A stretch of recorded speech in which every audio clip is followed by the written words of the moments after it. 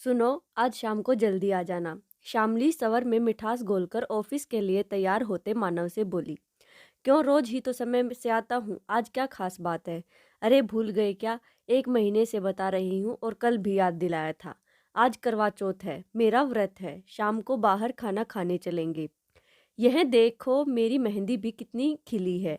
यह सब सब कह रही थी कि सबसे ज्यादा मेहंदी शामिली की खिली है। इसका पति से सबसे ज्यादा प्यार करता है। पता है, पूजा और नीरा के पति उपवास रख रहे हैं पत्नियों की लंबी उम्र के लिए। मानव झुंझला कर बोला, उफ, तुम्हारे इन बकवास उपवासों से किसी की उम्र बढ़ती है क्या? कभी तीज व्रत, कभी वट सावित्री व्रत, कभी करवा चौथ व्रत, जन्माष्टमी, शिवरात्रि, नवरात्रे, सावन के सोमवार और बिना जाने क्या क्या तुमने पढ़ लिख कर भी अपनी आधी जिंदगी भूखे रहकर गुजार दी। और मुझसे भी यही उम्मीद करती हो? मुझे नौकरी नहीं करनी है क्या? नाश्ता लगाओ, मुझे देर हो रही है। मानव की झिड़की खाकर शामली टूटा दिल लिए नाश्ता लगाने चली गई। नाश्ता करके मानव ऑफिस के लिए निकल गया, पर शामली का मन खिन्न हो गया। आज वह अपनी कुछ दोस्तों को घर बुलाने की सोच रहा था, पर जब शामली ने करवा चौथ की याद दिलाई तो वह मन ही मन चिढ़ गया। उच्च शिक्षित होने के बावजूद पता नहीं शामली और इतने रीति रिवाजों, व्रत, उपवासों, पूजा पाठ में क्यों डूबी रहती है। वह इन बातों से जितना दूर भागता है, शामली उतना ही इनमें उलझी रहती है। उसकी बातें भी हर समय वैसी ही होती हैं। 10 साल होने वाले हैं उनके विवाह को, पर शामली को पूरे साल व्रत त्योहार चलते रहते हैं। मानो सोचता, खूब फुर्सत है शामली को। अगर कहीं नौकरी कर रही होती तो क्या इतनी फुर्सत मिल जाती? बच्चों को पढ़ाने के लिए फुर्सत मिले न मिले, लेकिन इन सब बातों के लिए उसे खूब फुर्सत रहती है। इसी उधेड़-बुन में मानव ऑफिस पहुंच गया। उसके ऑफिस में कुछ ही महीने पहले आई उसकी सहकर्मी शुभांगी उसे लिफ्ट में ही मिल गई। उसे देखकर न जाने क्यों उसका दिल हमेशा बल्लियों उछल जाता। 2 बच्चों की माँ शुभांगी आधुनिक ख्यालों वाली स्मार्ट महिला थी, जो उसके खुद के विचारों के साथ पूरी तरह मेल खाती थी। मगर आज उसे 16 श्रृंगार में देखकर वह दुविधा में पड़ गया। क्या बात है, आज क्या तुम्हारी शादी की सालगिरह है? मानव ने पूछा। नहीं भाई, आज तो करवा चौथ है, शिवानी मुस्कुराते हुए बोली। क्यों, तुम्हारी पत्नी ने नहीं रखा व्रत? रखा है, पर क्या तुम भी? अरे भाई, मैं भी क्या, मेरे घर में सब इतना मानने वाले हैं कि पूछो मत। फिर पति मेरे प्रेम को ही इन्हीं सब बातों को आंकते हैं, इसलिए मैं भी रख लेती। बेकार का झंझट खड़ा करने का क्या फायदा? मैं भी सज धज लेती हूँ, शाम को कोई अच्छा सा गिफ्ट भी मिल जाता है। बुरा क्या है? वह मुस्कुराई। जवाब में मानव भी मुस्कुरा दिया। अपने गिफ्ट देने की बात भी याद आ गई। कब खरीदेगा गिफ्ट? लिफाफा ही दे देगा। उफ, ये बीवियां। तभी लिफ्ट का दरवाजा खुल गया और दोनों बाहर निकल गई। ऑफिस में दूसरी भी कई महिलाएं कुछ कम या ज्यादा सज धज कर आई थी। पति तो आज बलि के बकरे थे, कुछ खुशी से हलाल होने वाले थे, कुछ मजबूरी में। सोचकर मानव मुस्कुराया और फिर सोच ही सोच में अपनी पॉकेट को टटोला। एक सूट या साड़ी के पैसे तो निकालने ही पड़ेंगे, वरना पड़ोसिनों के सामने शामिली के प्रति पति प्रेम की व्याख्या फीकी पड़ जाएगी। लंच पर शुभांगी सामने बैठी थी। मुझे तो आज पानी भी नहीं पीना है, शाम तक तो निढाल हो जाऊंगी। मानव को खाते देखकर उसके पेट में चूहे कूद रहे थे। तो चाय बिस्कुट खा लो, यह कोई खाना थोड़ी है। मानव हंसता हुआ बोला। वैसे भी मैं तुम्हारे पति को बताने वाला नहीं हूँ। शुभांगी ठहाका मारकर हंस पड़ी। मेरे पति की उम्र कम हो जाएगी और मेरी सास को पता चल गया तो साथ में बिना बात मेरी भी। तुम्हारी पत्नी पीछे से कुछ खा ले तो तुम्हारी भी खैर नहीं। वहां से कोई खतरा नहीं, जबरदस्ती भी खिला दूं तो उल्टी कर देगी। इस जन्म छोड़ने वाली नहीं है मुझे। मानव ने भी ठहाका लगाया। और तुम उसे इसी जन्म में नहीं झेल पा रहे हो। तुम झेल पा रही हो क्या अपने दकियानुसी पति को? शुभांगी धीमे से मुस्कुराई। बहुत मुश्किल है। कोई भी तीज त्योहार, व्रत, उपवास नहीं छोड़ सकती मैं। माँ बेटा जीना दूभर कर देंगे। कैसे समझाऊं कि ये सब ढकोसले हैं? मानो उस दिन घर पहुंचा, रास्ते से एक लिफाफा खरीदकर मन मारकर उसमें रुपए रखे। बेमौसम बजट बिगड़ रहा था। अभी तो डिनर पर भी जाना था, पर शामली के दिन भर भूखे रहने का मेहनताना तो देना ही था। आज तो घंटी बजाने की भी जरूरत नहीं पड़ी। शामिली इंतजार में पलक पावड़े बिछाए दरवाजे पर खड़ी थी। कितनी देर कर दी? मैं कब से इंतजार कर रही थी। मानव ने घड़ी देखी। देर कहाँ, रोज वाले टाइम से ही तो आया हूँ। कहे वह अंदर चला गया। शामिली पीछे पीछे आ गई। मैं कैसी लग रही हूँ? उसने ध्यान से शामिली की तरफ देखा। शादी वाली लाल साड़ी, गहने, पूरा मेकअप, हाथों में मेहंदी, लेकिन चेहरे पर भूख व थकान के मारे मुर्दनी छाई थी। हाँ, ठीक लग रही हो, वह लापरवाही से बोला। बस ठीक लग रही हूँ। ब्यूटी पार्लर मेकअप करवा कर आई हूँ। मेहंदी लगवाने में भी इतना खर्च किया, सब कुछ तुम्हारे लिए ही तो। और तुम हो कि वहीं वह रोआसी हो गई। यह भी एक एहसान था मानव पर। खर्च की बात सुनकर उसके कान खड़े हो गए। यह खर्चा भी बाकी खर्चों में जोड़ लिया। तो किसने कहा था ये सब करने को? मुझे तो तुम वैसे ही अच्छी लगती हो। यह सुनते ही शामिली का मूड ठीक हो गया। सच? वह पास आ गई। हाँ, पर मुझे भूख लग रही है। चाय बना दो और कुछ खाने को भी दे दो।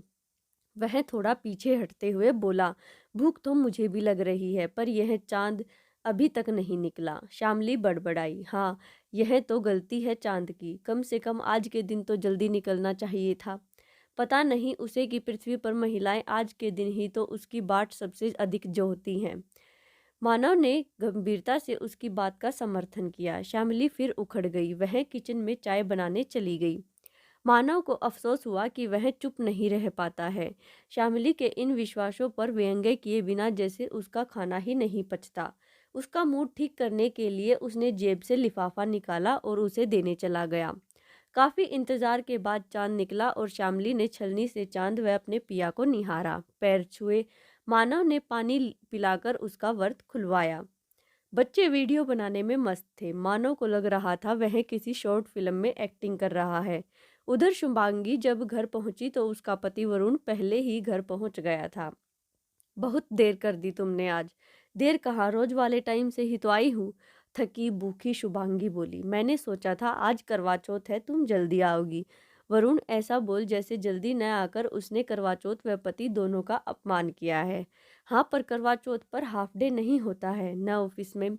मेरी समझ से सरकारी व गैर सरकारी सभी संस्थानों में करवा चौथ के दिन पूरी छुट्टी हो जानी चाहिए। आखिर देश के पुरुषों की सलामती की बात है। शुभांगी थकी हुई थी और भूखी भी, इसलिए चिढ़कर बोली, अब हम महिलाएं आज के दिन अपने लिए तो कुछ करती नहीं है, बल्कि मैं तो कहती हूँ हरतालिका तीज, वट सावित्री व्रत, नवरात्रे वगैरह जितने भी व्रत, उपवास, पूजा वगैरह महिलाएं अपने बच्चों, पति, घर परिवार की सलामती के लिए करती हैं, इन दिन राष्ट्रीय छुट्टी घोषित हो जानी चाहिए। आखिर परिवार सलामत रहेंगे, परिवार में बच्चे पुरुष सलामत रहेंगे, तभी तो देश सलामत रहेगा। तो एक तरह से यह सिर्फ महिलाओं की नहीं, देश की समस्या है। सरकार को इस समस्या के विषय में विचार करना चाहिए। चिड़ी हुई शुभांगी गंभीरता से बोलकर बेडरूम में चली गई। वरुण वहीं बैठा रह गया। शुभांगी की सास अपनी कुसंस्कारी बहू को घृणा से देख रही थी, जिसे अपने सुहाग की लंबी उम्र की जरा भी चिंता नहीं थी। बेडरूम में जाकर शुभांगी थोड़ी देर खिन्न होकर बैठी रही, फिर किसी तरह मूड ठीक किया, फ्रेश हुई। अब जब सुबह से भूखी रह ही गई है तो शेष औपचारिकताएं भी निभा ही ले सोच कपड़े बदलकर वह बाहर आ गई। उसे देख सास ने मुंह बिचका लिया। एक दिन भी ठीक से तैयार नहीं हो सकती, कुछ अच्छा सा पहन लेती। वरुण उसका मूड ठीक देखकर बोला, ठीक मतलब? अच्छा ही तो पहना है वरुण। अभी ऑफिस से थक कर आई हूँ। सुबह भी तुम्हारी जिद से कार्टून बनकर गई थी। मुझे नहीं पसंद यह चमक दमक। क्या यही पहनकर बताना पड़ेगा कि मैं तुमसे प्यार करती हूँ? शुभांगी का मूड फिर उखड़ने लगा। तभी बच्चे भागते आ गए, मम्मी चांद निकल गया, चांद निकल गया। शुभांगी ने अपनी थाली उठाई और सब छत पर चले गए। वरुण अपनी आरती उतरवाते ऐसे खुश हो रहा था जैसे बस आज ही भावरे पड़ने वाली हो। मानव की पत्नी शामली व शुभांगी का पति वरुण दोनों परले दर्जे की दकियानुसी रीति रिवाजों के प्रति कट्टर व्रत उपवास कर्मकांड के को मानने वाले, और मानव व शुभांगी ठीक उसके विपरीत। मानव जितना शामिली को बदलने की कोशिश करता, शामिली उसे उतना ही संस्कृति व परंपरा का पाठ पढ़ाती। उधर शुभांगी यदि वरुण को कुछ समझाने की कोशिश करती तो दोनों माँ बेटा अपनी इस कुसंस्कारी बहू व बीवी के लिए अपने को कोसते। फलस्वरूप शुभांगी व मानव को अपने अपने घर में न चाहते हुए भी सुख शांति व मान मर्यादा के लिए कई बातों में अपने अपने जीवन साथियों का साथ देना पड़ता। वे दोनों जो कुछ अपने घर में बेमन से करते, ऑफिस में एक दूसरे को बहुत मन से बताते और बताकर अपने मन की भड़ास निकालते। वे एक दूसरे के करीब आते जा रहे थे। यह समझते हुए भी वे समझना नहीं चाह रहे थे। समान विचारधारा और एक दूसरे से अपने दिल की बात करने की स्वतंत्रता होने का भरोसा उन्हें एक दूसरे के मन में गहरे बैठा रहा था। अब दोनों का काफ़ी समय साथ बीतने लगा था। दोनों ने अपने-अपने घर में शिकायतें करना लगभग बंद कर दिया। उनकी मानसिक, भावनात्मक, वैचारिक ज़रूरतें पूरी हो रही थी। उधर दोनों के साथी समझ रहे थे कि उन्होंने दोनों को सुधार दिया। शामिली मानव में आए परिवर्तन को लक्ष्य ही नहीं कर पा रही थी। मानव अब उसकी बात मानकर आराम से जान छुड़ा लेता। वह पारंपरिक भारतीय स्त्री की तरह अपनी मान्यताओं व विश्वासों में उलझी साल भर में आने वाले अपने तमाम रिचुअल्स में डूबी रहती और मानव के लिए यह और भी अच्छा हो गया था कि शामिली अपने आप में मस्त रहे और उससे अधिक पूछताछ न करे। उसे भी वह जो कुछ करने को कहती वह चुपचाप कर देता था। यही हाल कमोवश वरुण का भी था। उसने भी यह सोचने की जहमत नहीं उठाई कि हर व्रत उपवास पूजा पाठ पर उखड़ने वाली शुभांगी इतनी सरलता से हर बात कैसे मानने लगी है। इसे वह अपनी जीत समझने में लगा था। शुभांगी उसके मन का करके उसे खुशियों के साथ छोड़कर अपनी खुशी के साथ मस्त थी। शुभांगी और मानव का अब यह हाल हो गया था कि वे अब एक दूसरे के बिना है रह नहीं पा रहे थे। ऑफिस के बाद भी अक्सर दोनों मिलना चाहते थे। इसके लिए दोनों ने अच्छा हल यह निकाला कि दोनों परिवारों की मित्रता करा दी जाए और इस तरह एक दूसरे के घर में उनका आना जाना शुरू हो गया। शामिली और वरुण जहां हमेशा अपनी सात्विक चर्चा में लीन रहते, मानव व शुभांगी की नजरें उनसे बचकर अपनी जादुई संसार की संरचना को अलग ही आकार देती रहती। मगर शुभांगी व मानव के बीच क्या पक रहा है और कितना पक गया है, इससे वे दोनों अनजान थे। उनके अब लगभग सभी तीज त्योहार व्रत उपवास हाथ ही मनने लगे थे। एक दूसरे का साथ मिल जाने के कारण शुभांगी व मानव को भी अब ऐसे अवसरों का बेसब्री से इंतजार रहता। कहा जाता है कि इश्क व जंग में सब जायज है, पर अब पानी सर से गुजरने लगा था तो कहाँ यह भी जाता है कि इश्क व मुश्क छिपाए नहीं छिपता। पहले शामिली का माथा ठनका। आखिर स्त्री की छठी इंद्री ऐसी शक्ति है जो उस पर पड़ी पुरुष की निगाह की भाषा भी पढ़ लेती है और अपने पति की पर स्त्री की तरफ पड़ी निगाहों की भाषा भी। शुभांगी व मानव का नैन मटक्का उसकी निगाह में धीरे धीरे खटकने लगा, पर बोलने के लिए कुछ था ही नहीं। उधर वरुण तो बीवी को अपने व परिवार की लंबी उम्र व सलामती के लिए व्रत उपवासों व ऐसे ही मौकों पर दोनों परिवार के सामूहिक पर्व मनाने का इंतजार करते देख फूला न समाता और सोचता कि शुभांगी अब उसे कितना प्यार करने लगी है, उसकी हर बात मानती है। सास भी अब कुछ खुश रहने लगी थी। साल भर बीतते बीतते करवा चौथ फिर आ गई। शामिली और वरुण इस बार बहुत खुश थे क्योंकि इस बार तो शुभांगी व मानव भी करवा चौथ पूरे मन से मनाएंगे। इसलिए दोनों परिवारों का शाम को सामूहिक आयोजन होना तय हुआ था। उन दोनों की बातों में महीना भर पहले से ही इसकी झलक मिलने लगी थी, इसलिए दोनों का घमासान शुरू हो गया था। मगर शुभांगी व मानव मन ही मन चिड़चिड़ा रहे थे। करवा चौथ वाले दिन महिलाएं भले ही आपस में मिलकर अपनी पूजा निपटा ले, पर उन्हें रहना तो अपने अपने साथी के साथ ही पड़ेगा। उनकी बेचैनी व दिल लगी अब सीमा पार करने लगी थी। एक दूसरे के बिना अब जिंदगी बेनूर लग रही थी। आखिर दिलों के हाथों मजबूर होकर दोनों ने अब अपना रिश्ता जग जाहिर करने की ठान ली थी। समाज व परिवार को ठोकर मारते हुए दोनों ने करवा चौथ वाले दिन ऑफिस से ही भागने की योजना बना ली। सामूहिक करवा चौथ का आयोजन शुभांगी के घर पर होना तय हुआ था। करवा चौथ वाले दिन दोनों घरों के लोगों में उत्साह का माहौल था, पर सुबह ऑफिस गए शुभांगी व मानव रात तक घर ही नहीं पहुंचे। चांद निकलकर चमककर पूजा करवाकर सुस्ताने भी लगा। शुभांगी व मानव नदारद थे। शामली का मेकअप मलिन पड़ गया और वरुण का इंतजार भी फीका पड़ गया था। दोनों अपने फोन घर पर छोड़कर गए थे और मजे की बात यह है कि वरुण यह कहकर कि कार में कुछ खराबी आ रही है, कार न ले जाकर टैक्सी से ऑफिस चला गया था। इसलिए सब का इंतजार गहराती रात के साथ चिंता में बदलने लगा था। आखिर चिंतित होकर शामिली के पापा व वरुण की मां ने पुलिस में रिपोर्ट लिखवा दी। हालांकि शामिली व वरुण इतनी जल्दी नहीं करना चाह रहे थे, पता नहीं क्यों दोनों का माथा ठनक रहा था। उधर प्रेम रोग से ग्रस्त शुभांगी व मानव लैपटॉप बैग में दो चार कपड़े व जरूरी सामान डालकर ऑफिस से हाफ डे करके घर से भाग तो आए थे, पर शहर के आखिरी कोने में स्थित होटल के कमरे में तब से सिर झुकाए बैठे थे। दोनों विचारों में गुम थे कि अच्छा किया या बुरा। वैवाहिक जीवन में सब कुछ ठीक चलते हुए प्रेम की पींगे बढ़ा लेना अलग बात है, पर इस तरह परिवार व बच्चे छोड़कर प्रेमी के साथ घर छोड़कर भाग जाना सरल नहीं है। दोनों को प्यार पर अब नैतिकता पड़ती महसूस हो रही थी। सामाजिक पारिवारिक मान मर्यादाओं को ठोकर मारना इतना भी आसान नहीं लग रहा था। अब आने वाली जिंदगी के बारे में सोच रहे थे। भाव आवेश में लिए इस निर्णय को भविष्य में आने वाली कठिनाइयों से निपटना दुष्कर कार्य था। यह कोई 3 घंटे की फिल्म नहीं थी। दोनों की नौकरी थी, 10-10 साल की शादियां थी, बच्चे थे। बिना तलाक के वे शादी कर नहीं सकते, और तलाक लेना क्या इतना आसान है? सालों खप जाएंगे। ऊपर से बच्चों का क्या भविष्य होगा, यह भी चिंता थी। दोनों ऊहापोह में बैठे नैतिक दुविधा में उलझे थे। एक दूसरे के लिए भागे हुए वे अब एक दूसरे की तरफ भी नहीं देख पा रहे थे। एक दूसरे का साथ पाने का ख्याली तिलस्म भी फीका पड़ गया था। उधर पुलिस में रिपोर्ट हो जाने पर पुलिस छानबीन में लग गई। फोन क्योंकि दोनों घर पर छोड़ गए थे, इसलिए उनकी लोकेशन ढूंढना आसान नहीं था।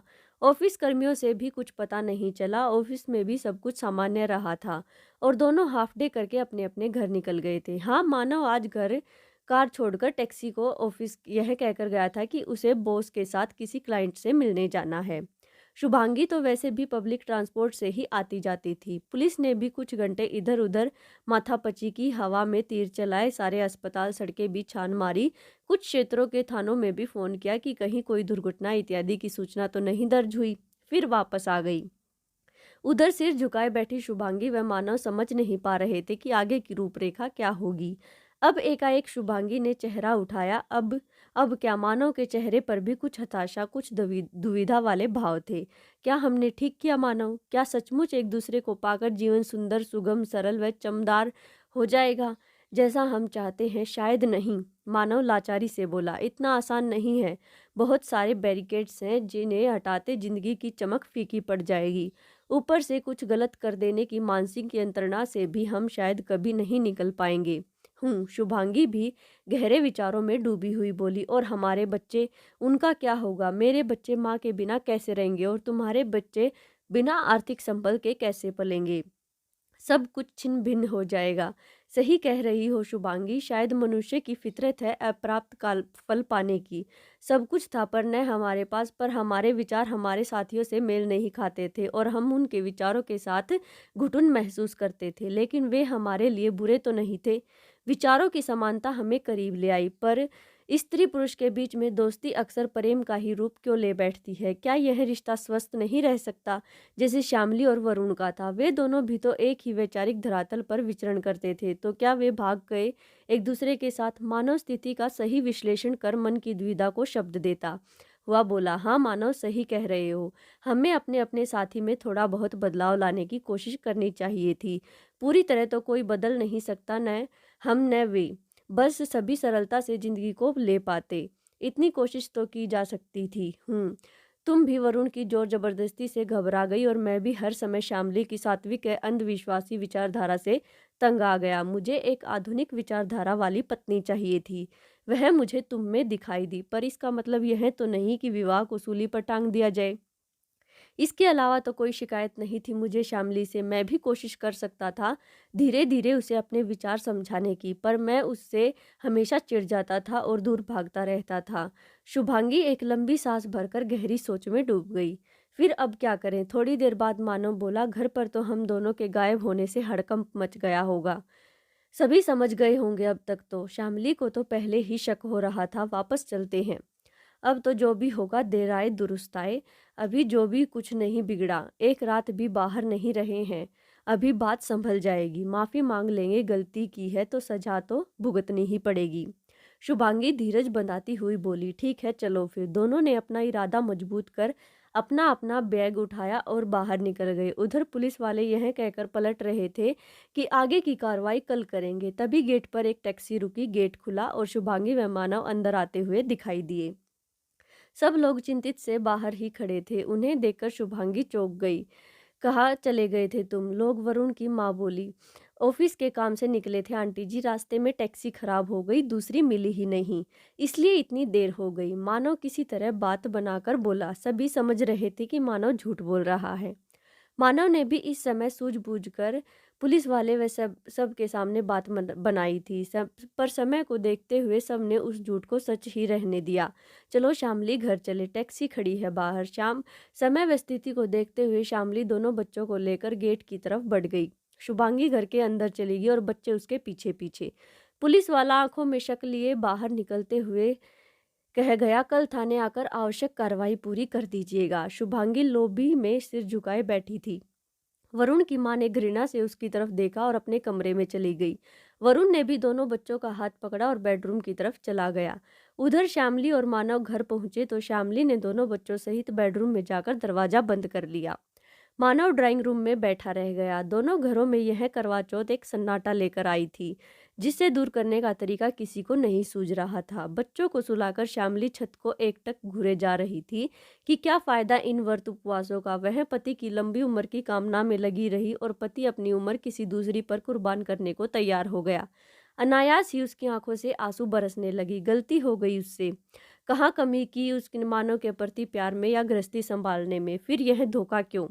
यही सही है कि वह कई तरह के विश्वासों, रीति रिवाजों व व्रत उपवासों में उलझी रहती है और मानव को यह सब कभी पसंद नहीं रहा। पर बाकी तो कमी नहीं की उसने अपने प्यार लुटाने में, पर वैचारिक मतभेद उन्हें एक दूसरे से इतना दूर कर देगा ऐसा तो उसके ख्यालों में भी नहीं आया। कई बार कहा भी मानव ने, कभी चिढ़कर, कभी मजाक उड़ाकर, कभी गंभीरता से, पर वह हमेशा इसे मानव की गलती समझती रही और उसे भी जबरदस्ती वही सब करने मानव के लिए विवश करती रही। लेकिन हरेक का वैचारिक धरातल अलग होता है।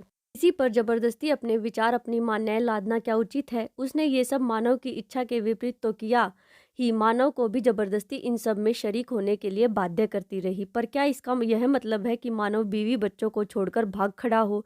मगर गलती कुछ हुई तो है उससे भी। दिल और भावनाओं के साथ साथ दिमागी व वैचारिक स्तर पर भी प्रतिबद्धता होनी चाहिए, तभी जिंदगी सुगम और सरल बन पाती है। फिर जिसके लिए वह ये सब करती है, सब के बावजूद उसी को अपना नहीं पाई तो क्या औचित्य है इन ढकोसलों का? श्यामिली उठी और दरवाजा खोलकर बाहर आ गई। मानव बैठा था। उसने देखकर शर्मिंदगी से मुस्कुराया। वह किचन में गई, प्लेट में कुछ खाने के लिए डाला और मानव की बगल में आकर बैठ गई। कुछ पिघली हुई नजरों से मानव की तरफ देखा। मुझे माफ कर दो श्यामिली। मानव ने दोनों कान पकड़ लिए। भविष्य में ऐसी गलती कभी नहीं होगी, वादा करता हूँ। और यह भी विश्वास दिलाता हूँ कि मैं शुभांगी भावनात्मक स्तर पर भले ही बह गए थे, पर रिश्ता दोस्ती से बाहर नहीं गया कभी। सुनकर श्यामिली के चेहरे पर कुछ विराम के भाव से उभरे। उसने बिना कुछ कहे रोटी का टुकड़ा सब्जी में लपेटकर मानव के मुंह में ठूस दिया। मानव ने श्यामिली को खींचकर बाहों में भींच लिया। मैं भी पता नहीं किन किन अजीबोगरीब विश्वासों से घिरी रहती हूँ हर वक्त। तुम सही कहते हो, आधा साल तो भूखी रहती हूँ। इतना समय किसी सार्थक काम में लगाऊं तो शायद कुछ अच्छा कर सकूं। श्यामिली भर्राए कंठ से बोली, बस अब कुछ मत कहो। मानव ने उसे और भी जोर से भींच लिया। उधर शुभांगी भी सिर झुकाए सोफे पर बैठी थी। शर्म के कारण उसे कुछ नहीं सूझ रहा था। अंदर लेटा मानव सोच रहा था कहाँ गलती हो गई उससे शुभांगी को समझने में। आखिर क्या कारण था कि शुभांगी मानव की तरफ इतनी आकर्षित हो गई? कहीं माँ के धार्मिक विचार खुद उस पर इतने अत्यधिक हावी तो नहीं हो गए थे कि जो एक कामकाजी महिला होने के नाते शुभांगी के लिए घुटन पैदा कर रहे थे? वह खुद इन विश्वासों से हर समय भरा रहता था और शुभांगी को भी यह सब मानते के लिए बाध्य करता था। वरना रुतबा, खूबसूरती, पैसा, कहीं से भी तो कमी नहीं है वह मानव से। अपने विचार हर समय जबरदस्ती शुभांगी पर लाद कर उसने उसके लिए जीवन दूभर तो बना दिया था। कुछ गलती तो हुई है उससे भी। कुछ सोचकर उठा और बाहर आकर गया। शुभांगी ने उसकी तरफ देखा, फिर गर्दन झुका ली। वरुण उसकी बगल में बैठ गया। थोड़ी देर उसे चुपचाप निहारता रहा। शुभांगी की आंखें डबडबा गई। कुछ गलती हो गई थी क्या मुझसे शुभांगी, या फिर कोई कमी है मुझ में? वह निराश स्वर में बोला, मुझे माफ कर दो वरुण, गलती तो मुझसे हो गई। बस इतना विश्वास दिलाती हूँ कि शुभांगी पूरी तरह तुम्हारी ही है अभी भी। कहते कहते वह सिसकने लगी। नहीं, गलती शायद मुझसे भी हुई है तुम्हें समझने में। जब विचार टकराते हैं तो इंसान भावनात्मक स्तर पर दूर होने लगता है, और जब पति पत्नी दिल से एक दूसरे के पास नहीं है तो फिर ये रिचुअल्स तो सब ढकोसले हैं। अब से ऐसा नहीं होगा। वैसे भी मेरे और बच्चों की सलामती के लिए तुम जो इतने व्रत उपवास कर भूखी रहती हो, उससे हमारी उम्र को कुछ नहीं होने वाला। जिसकी जितनी उम्र है उतनी ही रहेगी। माँ को समझाने के बजाय पता नहीं मैं कब इन सब बातों में उलझ गया। पर अब से तुम अपने विचारों व मान्यताओं के साथ स्वतंत्र हो। जो करना चाहती हो करो, मेरी तरफ से कभी कोई दबाव नहीं रहेगा। सच? शुभांगी उसकी तरफ देखकर आश्चर्य से बोली। तुमने मुझे माफ कर दिया वरुण। जवाब में वरुण ने शुभांगी को खींचकर छाती से लगा लिया। आज तो मेरी भी करवा चौथ हो गई। पेट खाली है, चूहे कूद रहे हैं, चल कर कुछ खा ले। दोनों भरी आंखों से खिलखिलाकर एक दूसरे से लिपट गए। पर्दे की ओर से दोनों की बातें सुनती शुभांगी की सास भी विचार मगन सी कुछ सोचती हुई वापस मुड़ गई। शायद वे सोच रही थी कि उन्हें भी पुरानी सड़ी गली मान्यताएं त्याग कर अब आगे बढ़ जाना चाहिए। व्रत का मतलब भूखा रहना ही नहीं होता, व्रत का मतलब प्रतिज्ञा भी होती है, एक वचनबद्धता होती है एक दूसरे के प्रति, एक दूसरे की कमियों से को आत्मसात करने के प्रति, एक दूसरे की खूबियों से प्यार करने के प्रति। हर व्रत पर वचनबद्धता थोड़ी और बढ़ जाए, इस कोशिश के प्रति। जो करवा चौथ इस साल इन चारों के बीच आई, एक दूसरे की गलतियों को माफ कर, अपनी गलतियों को समझ, उन्हें सुधारने की। इससे बढ़कर करवा चौथ की सार्थकता भला और क्या हो सकती है। रिटन बाय सुधा जुगरान। ऐसी ही और स्टोरीज के लिए प्लीज़ वीडियो को लाइक, शेयर एंड चैनल को सब्सक्राइब जरूर करें। Thanks for watching.